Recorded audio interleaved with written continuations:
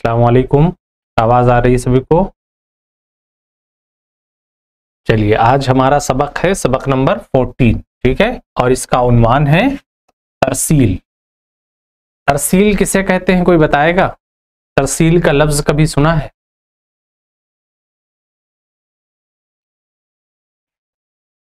बताइए। तरसील और एक होता है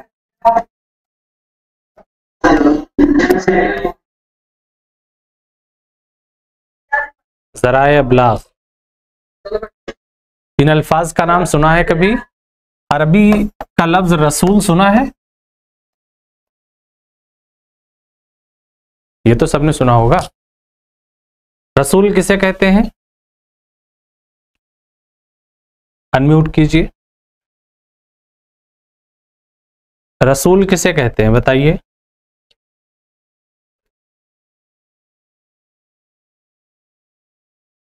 हाँ, फिर से बोलिए।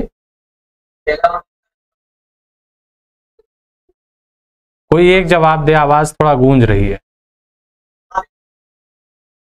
हाँ, बोलिए बोलिए।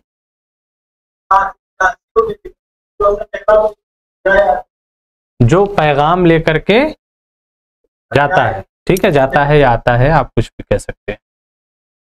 यानी इसमें एक मैसेज छुपा होता है, ठीक है। क्या होता है? एक मैसेज या पैगाम, आप कुछ भी कह लीजिए उसे,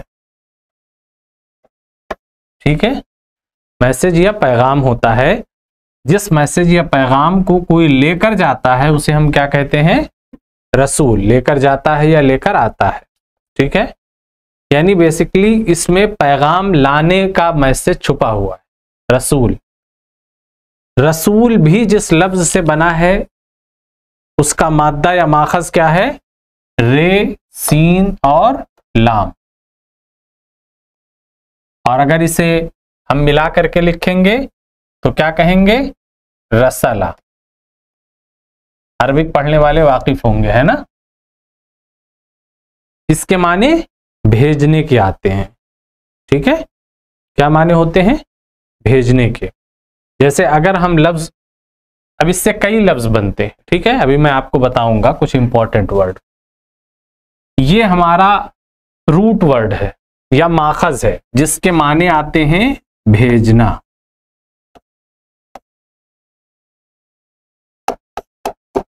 ठीक है। मैं आपको अरबिक पढ़ाने लगा हूं, लेकिन ठीक है, ये फायदेमंद है, ठीक है। तो क्या रसाला के माने क्या होते हैं? भेजना। ये हमारा सोर्स है। इससे जो बहुत इंपॉर्टेंट वर्ड बनते हैं उसमें से एक तो आपने पहले बताया, क्या है?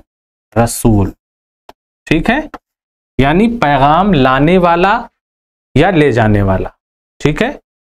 कासिद भी इसी को हम कहते हैं या पैगंबर भी कहते हैं, ठीक है। इसी से लफ्ज हमारा बनता है इरसाल। आपने जुमला सुना होगा, खत इरसाल किया, मतलब खत भेजा। तो इरसाल करना भी इसी से बना है, मतलब भेजना। दूसरा इंपॉर्टेंट वर्ड है। तीसरा, ये जो तरसील है ये भी इसी के माने में है। ये भी भेजने से रिलेटेड है। और क्या भेजा जाता है इसमें? कोई ना कोई मैसेज या पैगाम यहां भी पोशीदा होता है।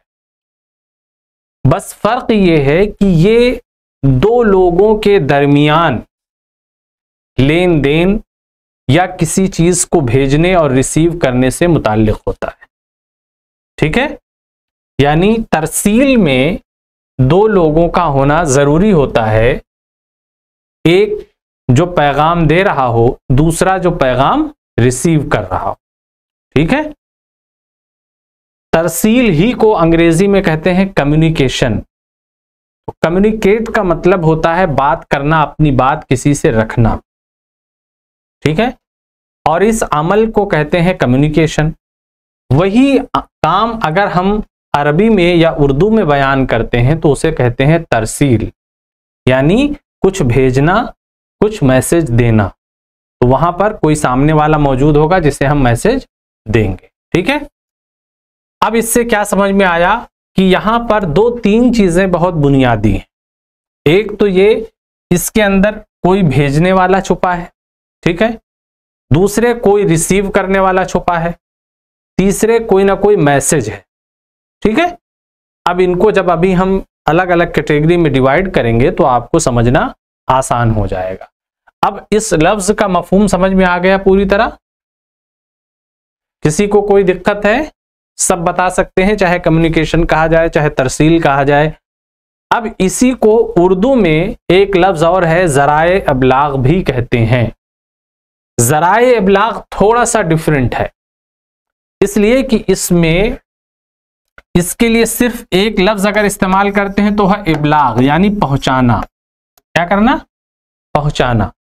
तो तरसील में भी जो भेजना होता है वही इब्लाग में पहुंचाना, यानी कुछ वहां भी भेजा जा रहा है, ठीक है। ज़राए का लफ्ज इस्तेमाल करके जो उसके मीडियम्स होते हैं उनकी तरफ इशारा होता है कि किसके जरिए भेजा जा रहा है। तो जैसे हम अगर अपना मैसेज मोबाइल के थ्रू भेजते हैं तो मोबाइल क्या हो गया? एक जरिया हो गया, ठीक है। टेलीफोन के जरिए भेजते हैं तो टेलीफोन क्या हो गया? एक जरिया हो गया। टेलीविजन के माध्यम से भेजते हैं तो टेलीविजन क्या हो गया? एक जरिया हो गया। इसी तरह तमाम सोशल मीडिया जो हमारे मैसेज को, पैगाम को कहीं पहुंचा सके, वो सब क्या हो जाते हैं? जरिया हो जाते हैं। और इन सब को मिला करके इसकी जमा बना देते हैं ज़राए। तो ज़राए इब्लाग यानी जो कम्युनिकेशन को, बात को एक जगह से दूसरी जगह पहुंचा सके, डिलीवर कर सके। क्लियर?